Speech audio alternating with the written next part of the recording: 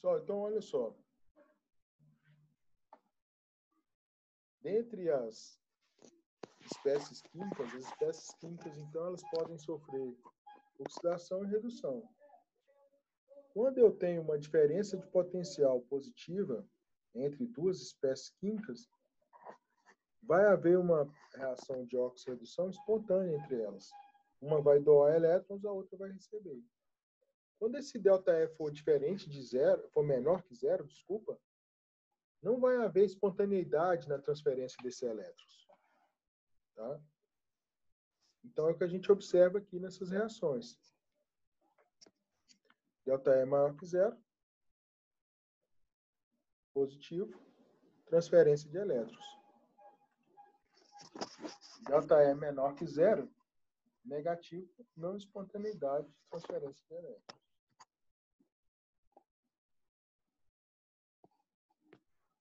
Então, toda vez que eu observar duas espécies químicas, eu tenho que olhar na tabela dela. Se for uma tabela de padrão de redução, eu vou ver aquela que tem maior potencial de redução, ela irá reduzir. E a outra espécie química irá sofrer oxidação. Tá? Essas tabelas, elas podem servir para átomos, como também para moléculas. Então, aqui eu tenho um padrão de redução para as moléculas. Então, oxigênio, ferro, nitrato e assim por diante.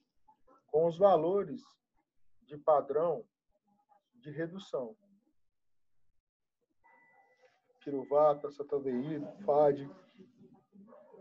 Então, se vocês observarem essas moléculas que estão aqui, ó, e lembrarem lá da bioquímica, boa parte dessas moléculas que estão aqui, elas fazem parte lá do processo de formação de energia, lá dos ciclos metabólicos. Então, oxigênio, citocromos, ubiquinona, fazem parte, por exemplo, da cadeia transportadora de elétrons. Fumarato, oxalacetato, malato, fazem parte, por exemplo, do ciclo de Krebs. Acetoacetato, alfa-acetoglutarato.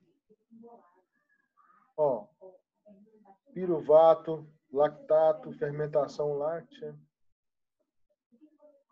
Acetoacetato, beta-hidroxibutirato, decomposição de lipídios, ácidos lipídicos, ácidos dihidroxilipídicos. Então, são reações que acontecem lá na via metabólica de produção de energia. Para cada molécula, eu tenho potencial padrão de oxirredução.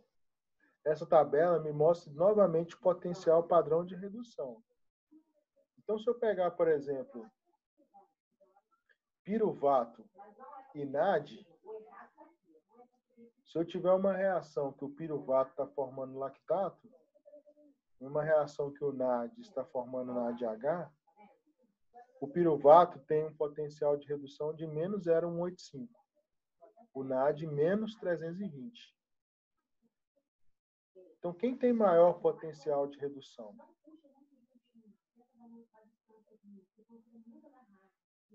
O piruvato ou o NAD? Então, aqui eu tenho o piruvato com maior potencial de redução. Então, na reação entre o piruvato com o NAD, o piruvato sofre redução a lactato e o NAD sofre oxidação a NAD mais H+. Tá?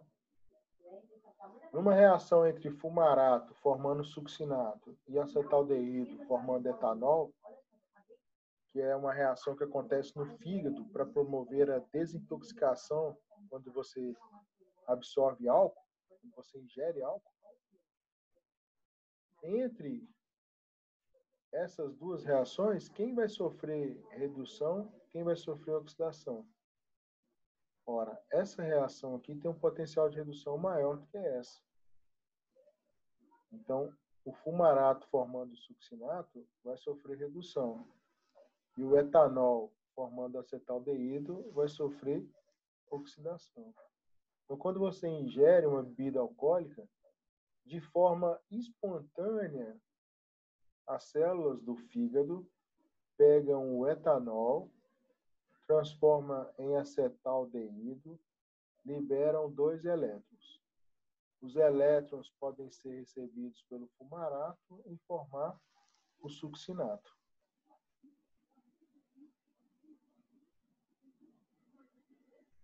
Tudo bem, pessoal? Estão me escutando direitinho?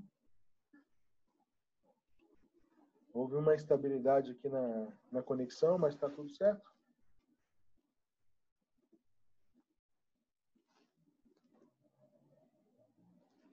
Tudo ok, pessoal? Bom, então, os potenciais padrão, eles servem tanto para as espécies químicas atômicas quanto para as espécies químicas moleculares.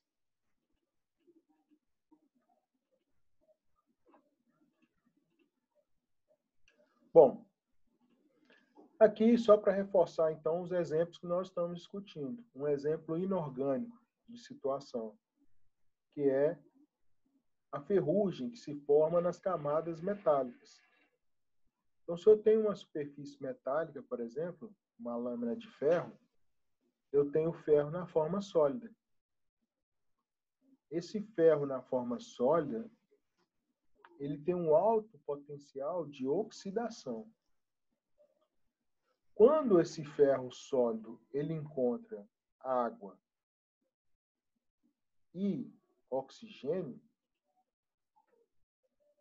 então, em condições aquosas, na presença de oxigênio, o oxigênio do ar e a gota de água aqui sobre a superfície metálica, o que acontece? Deixa eu fazer xixi, peraí.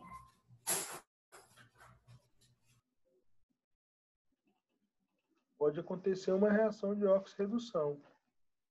O ferro se comporta como o ánodo, a região onde irá ocorrer a oxidação, e o oxigênio vai se comportar como um cátodo, onde vai acontecer a redução. Então, esse ferro libera 2 elétrons e se transforma em ferro 2+, que vai aqui para a gotícula de água.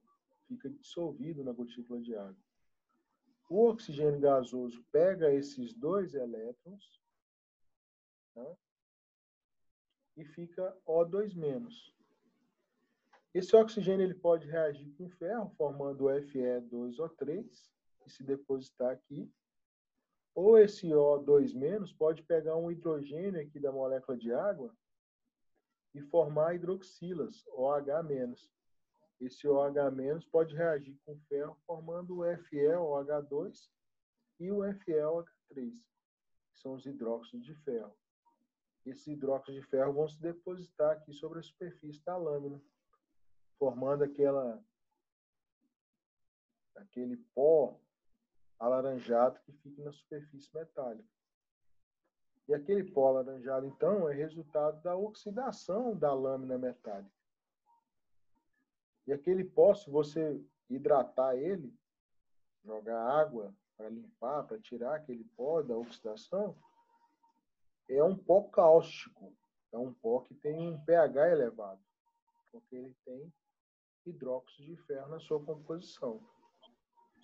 Então, à medida que o ferro vai sofrendo oxidação, ele vai se decompondo, ó, porque ele vai passando da sua forma sólida, por ligações metálicas, para uma forma iônica, na forma de cátions, que vai formar uma base.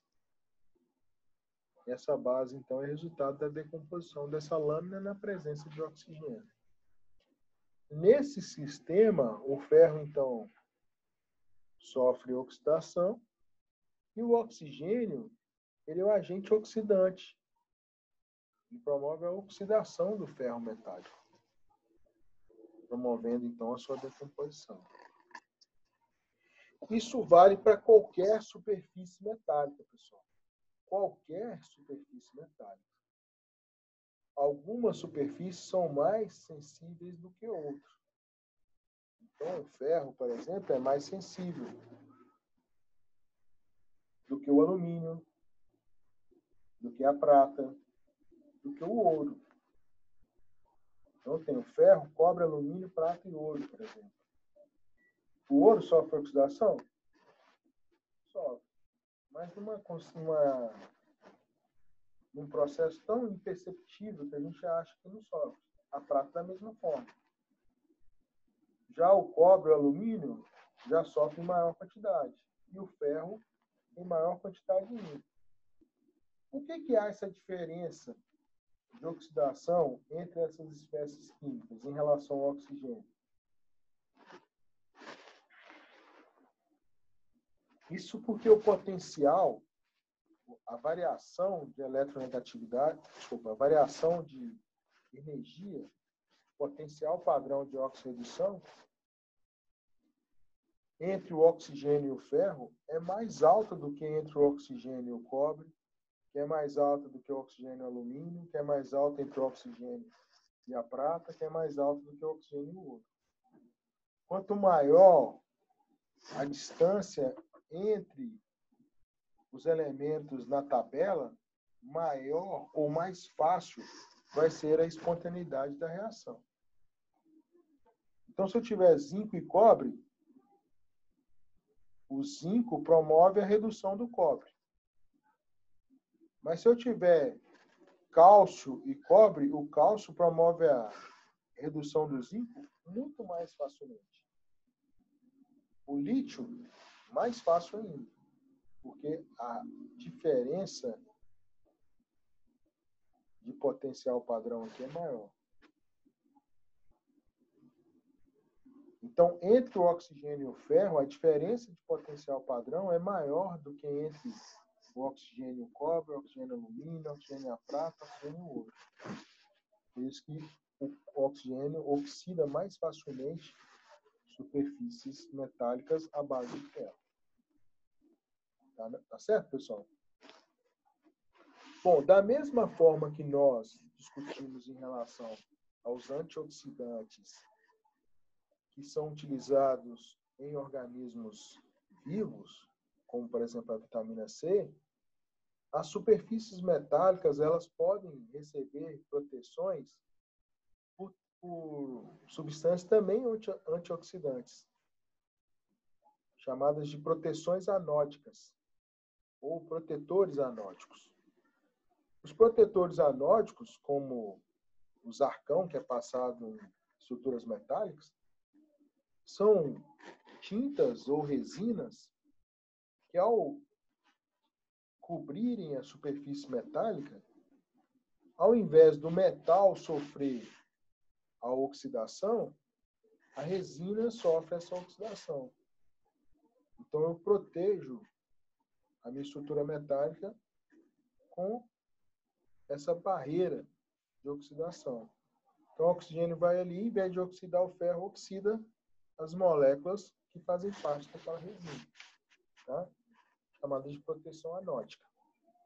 É o que acontece nos ambientes físicos, é o que acontece dentro das células com os agentes antioxidantes. Tudo bem, pessoal? Dúvidas? Olha só, então, eu vou deixar esses 3 exercícios aqui, ó. 1, 2 e 3, para a gente discutir na próxima aula. Então, na próxima segunda-feira, tentem resolver esses exercícios para que a gente possa discutir na próxima aula, tá? Um exercício sobre semicélulas, envolvendo zinco e prata. Um exercício sobre a decomposição do etanol pelo fígado, envolvendo o acoplamento da reação do etanol com o fumarato. E um exercício mostrando aqui o metabolismo anaeróbico, fermentação lática, e o metabolismo aeróbico, na presença de oxigênio. Nesse exercício 3, as informações já estão todas aqui no slide. No 2 e no 1 também já está tudo aqui no slide. No 2, vocês vão recorrer a essa tabela aqui. Ó. Vão pegar a informação do fumarato e do acetaldeído para fazer a resolução do exercício. Tá? Tudo bem, pessoal? Ok? Dúvidas?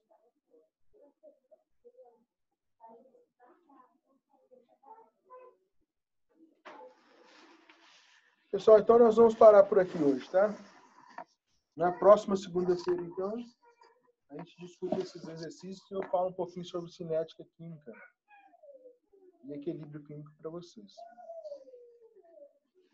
Uma boa semana para vocês, pessoal. Até lá. Valeu!